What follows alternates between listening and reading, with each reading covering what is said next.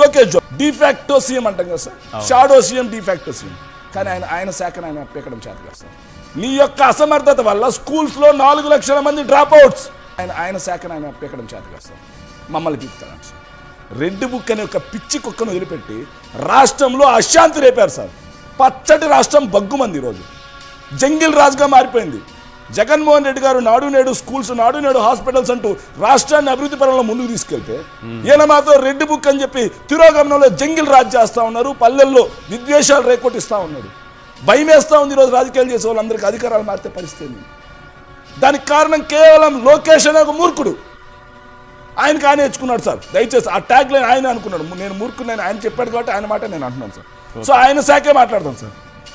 నీ యొక్క అసమర్థత వల్ల స్కూల్స్లో 4 లక్షల మంది డ్రాప్ అవుట్స్. నీ శాఖలో స్కూల్స్ నాడు నేడు నిర్వీర్యం చేసి పడే సమయం తెచ్చింది. అమ్మఒడి కనిపెట్టిన వ్యక్తి అక్కడ మంత్రిగా ఉన్న అంత డ్రాప్ అవుట్ సార్. వాళ్ళు వినేవాడు ఉండాలి. కానీ ఏదైతే చైనాలో వాళ్ళు చంద్రబాబే కట్టించాడని చెబుతారు, ప్యారిస్లో ఉన్నటువంటి టవర్ లోకేష్ బాబే కట్టించారంటారు, ఆఖరికి ఈజిప్ట్లో ఉన్న పిరమిడ్స్ ఉన్నాయి కదా సార్, అవి ఖర్జూర్ నాయుడు కనిపెట్టాడంటారు సార్. ఆయన కట్టించారని చెబుతారు, వినేవాడు ఉండాలి. ఏంటి సార్ ఈ కర్మ? అమ్మఒడి ఎవరు కనిపెట్టింది, అమ్మఒడికి సృష్టికర్త ఎవరు అనేది ఎవరికి తెలియదు ప్రజలకి.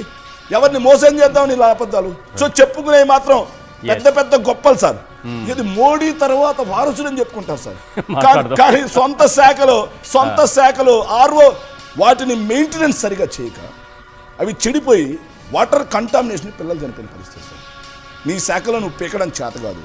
నీ శాఖను నువ్వు పీకడం చేతగా వచ్చి మమ్మల్ని పీకుతావా? ఏం పీకుతావు లోకేష్? ఏం పీకుతావు? ఎంతమందిని పీకుతావు? ఆయన భాష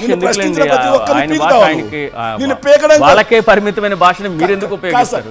వాళ్ళ పీకడం కోసం కాదు కదా రాష్ట్ర ప్రజలు అధికారంలోకి ఇచ్చింది. మమ్మల్ని పీకడం కోసం అధికారం ఇచ్చారా?